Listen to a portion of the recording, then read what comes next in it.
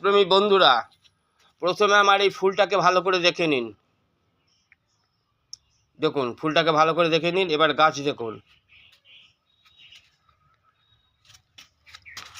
গাছ দেখুন ভালো করে। এবার ফুল দেখছেন, এই যে গাছ আর ফুল দেখুন, পরস্পর 10খানা গাছ লাগিয়েছি।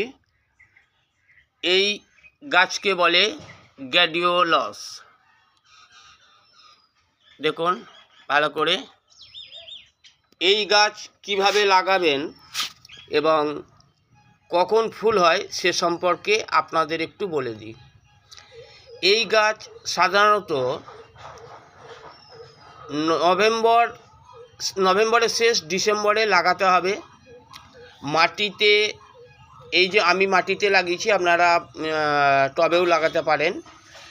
মাটিতে, এই যে মাটি দেখছেন, এই মাটিতে জৈব সার আর সামান্য সর্ষের খোল দিয়ে গাছ বসাতে হবে।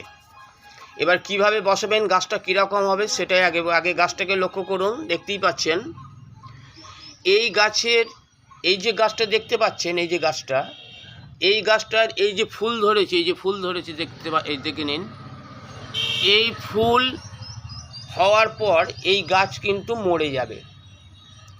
মরে যাওয়ার পর এই গাছের গোড়াতে চাক, গোল গোল চাক, আলুর চপের মতো। সবচেয়ে যেটা ভালো বুঝবেন, আমরা ছোটোবেলায় বা এখনও চরকিবাজি পুড়িয়ে থাকি, সেই চরকিবাজির মতো এরকম গোল গোল আর ওইভাবে পেঁচানো এই গাছের গোড়ায় মূল পাওয়া যাবে। সেই মূল রেখে দিয়ে অক্টোবর নভেম্বর মাসে মোটামুটি একে মাটিতে বসাতে হবে। একটা গাছে একটাই মাত্র ওই ধরনের মূল পাবেন।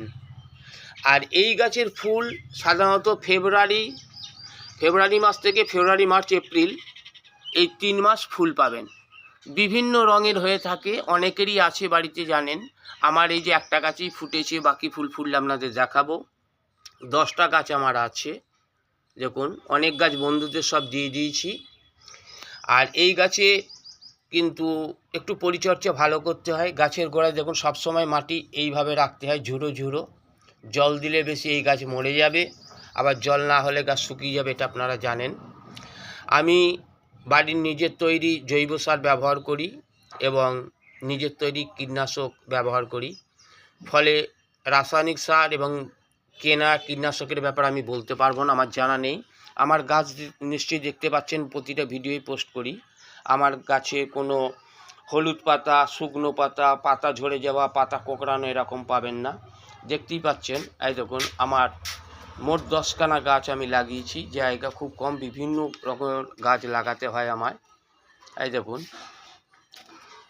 এবার এই গ্ল্যাডিওলাস সম্পর্কে যদি আরও কিছু জানতে চান তাহলে আমাকে মন্তব্য করবেন, অথবা যদি আপনারা এর এই